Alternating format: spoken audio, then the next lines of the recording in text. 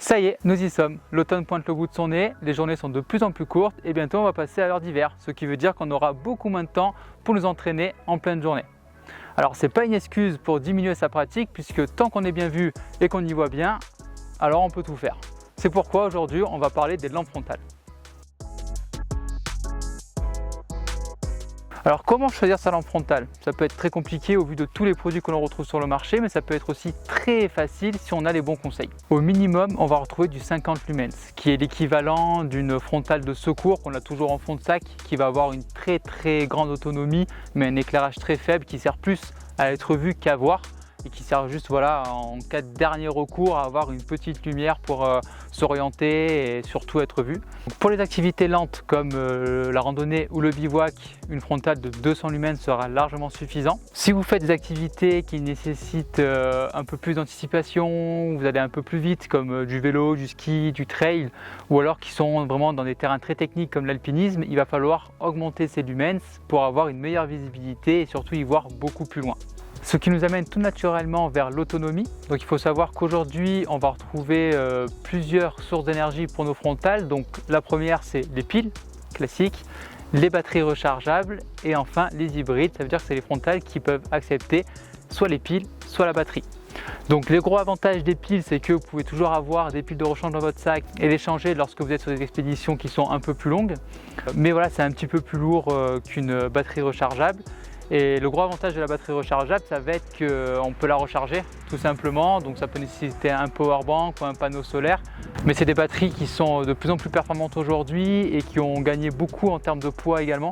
Donc c'est aussi une solution qui est très intéressante. Dans tous les cas, on vous conseille de partir sur une frontale hybride qui peut accepter à la fois les piles et les batteries. Comme ça répondra à tous vos besoins. Pour tous les produits Petzl, si vous voyez Core à côté du produit, ça veut dire simplement qu'elle est livrée avec sa batterie rechargeable. Il est possible bien sûr d'acheter que la batterie rechargeable, que ce soit chez Petzl ou chez Black Diamond, qui va vous permettre justement de soit avoir une batterie de rechange, une batterie de secours, ou alors de pouvoir passer sur les modèles hybrides des piles à la batterie. Ne pas oublier que plus votre frontale va être puissante et plus elle va consommer d'énergie. Ne pas hésiter à jouer entre les trois modes d'éclairage qui sont disponibles sur votre frontale pour justement économiser votre batterie. Certaines marques comme Petzl ont développé des technologies qui permettent justement de s'adapter par rapport à la luminosité ambiante. Ça veut dire que s'il fait très noir, très sombre, votre frontale va éclairer plus, et si vous passez dans un village ou un endroit qui est un peu plus éclairé, votre frontale va justement réduire sa force d'éclairage pour économiser de la batterie. Donc c'est un avantage certain sur l'autonomie de votre batterie. Il est important de trouver une frontale qui soit adaptée en termes de poids, de puissance d'éclairage et d'autonomie pour ne pas que cette dernière devienne une contrainte dans vos activités. La batterie est l'élément le plus lourd de votre frontale. C'est pourquoi on va retrouver certains modèles avec une batterie déportée pour améliorer le confort. Dans ces modèles, on pourrait citer par exemple la Nao RL de chez Petzl. Cependant, avec l'évolution des batteries, cette configuration est de moins en moins présente puisqu'on va avoir des batteries de plus en plus légères et donc ils ne nécessitent pas d'être déportées à l'arrière de la tête pour avoir un confort. Par exemple, on peut citer la Swift RL de chez Petzl ou la Distance LT de chez Black Diamond. Donc je le répète une dernière fois, le confort c'est très important, avoir une frontale qui est bien équilibrée, qui n'est pas trop lourde. On va aussi regarder le bandeau, il faut que le bandeau soit relativement épais pour avoir un certain confort.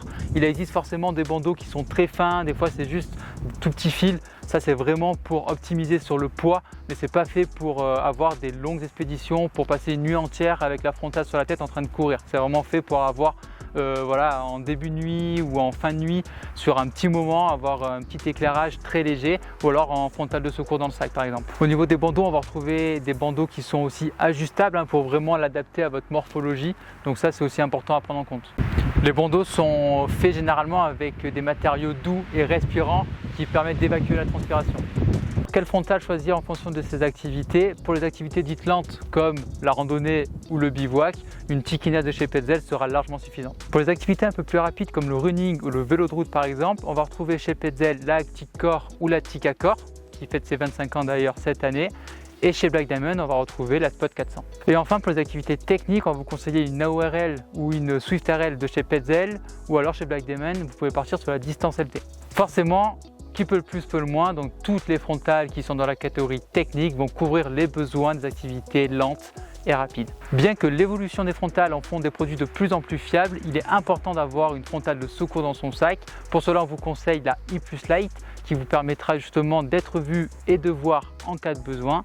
Et surtout, elle ne pèse que quelques grammes, donc on peut la transporter de partout. Sachez que toutes les frontales sont soumises à une norme IP qui définit leur étanchéité. On va avoir le IP67, protection contre la poussière et immersion à 1 mètre pendant 30 minutes. On va avoir le IP68 pour une immersion plus longue ou plus profonde, mais à voir en fonction du fabricant. Le modèle le plus courant et que vous retrouvez le plus dans les frontales, ça va être le IPX4 qui est résistant aux éclaboussures, donc sueur et pluie. Et pour terminer, on a le IPX7 ou 8 qui permettent une immersion temporaire ou prolongée. Si vous êtes pratiquant de canyoning ou de spéléo et que vous avez besoin d'une frontale dans un milieu très humide ou qui nécessite une immersion, sachez que chez Black Diamond, vous allez retrouver des modèles sport, donc ça veut dire des modèles que vous pouvez retrouver par exemple chez Sri Lanka comme la Distance LT. En revanche, chez Petzl, ça va être uniquement des modèles chez Petzl Pro pour avoir justement des frontales qui vont être en immersion. Sachez qu'il existe des accessoires qui vous permettent de clipper directement votre frontale sur votre vélo. Certains modèles de chez Petzl sont vendus avec une housse qui transforme votre lampe frontale en petite lampe de camping, donc avec une lumière un peu plus tamisée, qui est plus sympa le soir lorsque vous êtes au bivouac. Je pense qu'on a fait le tour du thème des frontales. Si vous avez des questions, n'hésitez pas à les mettre en commentaire sous cette vidéo, on y répondra avec plaisir. En attendant, vous pourrez retrouver toutes les frontales sur choulanka.com et dans nos 9 magasins Choulanka. Et nous, on se dit à bientôt sur les sentiers. A plus!